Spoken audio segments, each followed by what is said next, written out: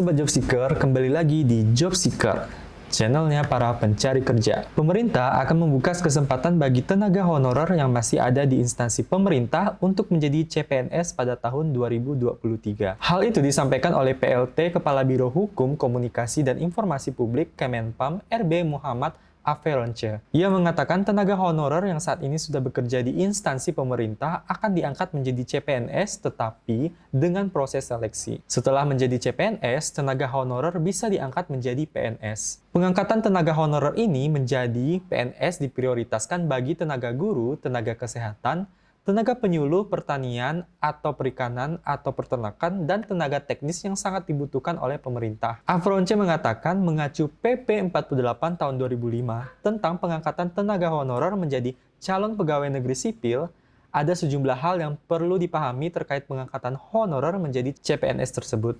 Nah, ini dia kriteria pengangkatan tenaga honorer menjadi CPNS. Tenaga honorer yang akan diangkat menjadi CPNS adalah mereka yang memenuhi kriteria usia dan masa kerja sebagai berikut. Yang pertama itu adalah tenaga honorer yang berusia maksimal 46 tahun dan mempunyai masa kerja 20 tahun atau lebih secara terus-menerus. Yang kedua adalah tenaga honorer yang berusia maksimal 46 tahun dan mempunyai masa kerja 10-20 secara terus-menerus. Yang ketiga adalah tenaga honorer yang berusia maksimal 40 tahun dan mempunyai masa kerja 5-10 tahun secara terus-menerus. Dan yang terakhir adalah tenaga honorer yang berusia maksimal 35 tahun dan mempunyai masa kerja 1-5 tahun secara terus-menerus. Namun demikian, pengangkatan CPNS akan diprioritaskan bagi tenaga honorer yang dengan usia yang paling tinggi atau masa pengabdian yang paling lama.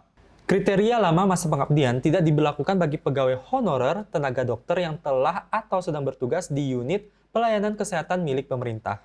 Selama mereka masih berusia di bawah 46 tahun dan bersedia ditugaskan di tempat terpencil minimal 5 tahun, maka ia akan diangkat menjadi CPNS setelah lulus seleksi. Nah, setelah tadi ada kriterianya, ini dia adalah proses seleksi pengangkatan CPNS tenaga honorer. Mengacu PP 48 tahun 2005, seleksi itu meliputi seleksi administrasi, disiplin, integritas, kesehatan, dan kompetensi. Selain itu, mereka juga wajib mengisi atau menjawab daftar pertanyaan mengenai pengetahuan tata pemerintahan atau kepemerintahan yang baik dan pelaksanaannya terpisah dari pelamar umum. Daftar pertanyaan ini akan disusun oleh tim koordinasi tingkat nasional. Selain diangkat menjadi CPNS, pegawai honorer juga mungkin diangkat menjadi P3K, mengacu ketentuan yang ada di PP nomor 49 tahun 2018.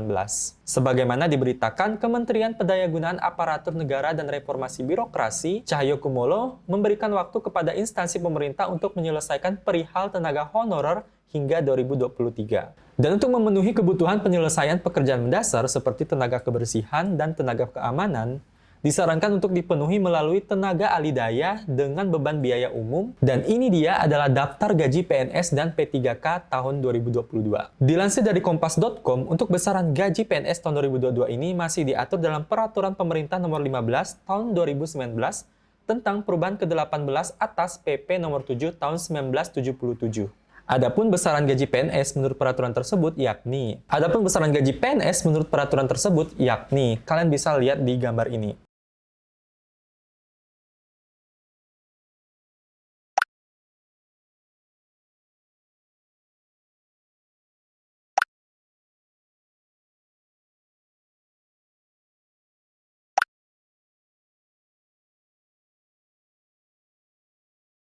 Nah, itu dia adalah informasi pengangkatan CPNS dan P3K untuk tenaga honorer beserta gaji dan tunjangan yang biasanya diperoleh.